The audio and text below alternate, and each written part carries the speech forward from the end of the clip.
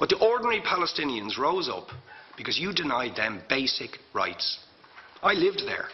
It was apartheid. It was racism. It was endemic. It was rotten. Absolutely, I was shocked within weeks of living there to see how you treated Palestinian people.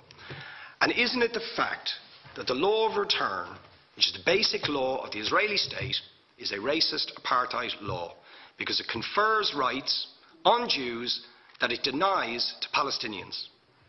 It allows, for example, if I was Jewish and had never stepped foot in Israel, I could claim citizenship there tomorrow, but 6 million people whose origins are in what you now call Israel, who were forced out in 1947 or 48, do not have that right. Isn't that part of the reason why the Palestinians are in dispute with Israelis? Because you deny them the right to return to their homes and to their land and to their villages, and that they have a legitimate claim, even under international law, to return, but you deny them that right. Why do you deny them that right?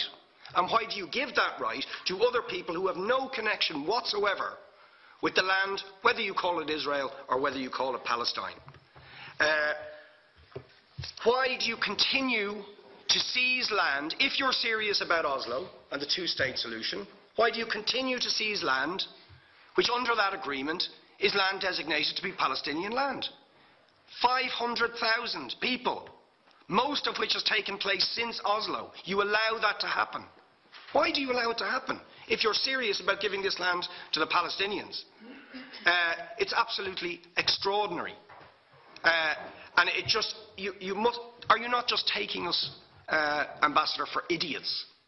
That you can say with a straight face, we're serious about peace, but while we're serious about peace, we're going to seize Palestinian land. And you expect the Palestinians to just sit back and do nothing about that.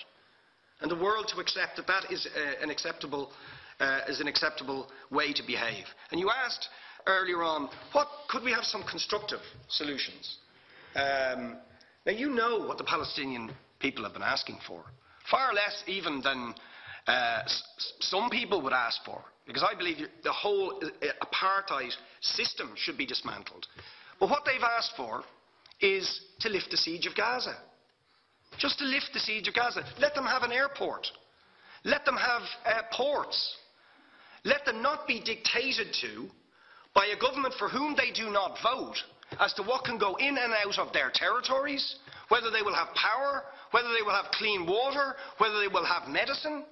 What makes you think you're allowed to have nuclear weapons and the fourth biggest army in the world and visit destruction on the people of Gaza, but they have no right to defend themselves? They have no territorial sovereignty over that land. Would you ask questions, please? How do you justify that? Yeah. All right. How do you justify those double standards? And very lastly, Ambassador, people like Bishop Tutu, Nelson Mandela, and I would certainly describe your state as an apartheid state, with different laws for people depending on their race or religion.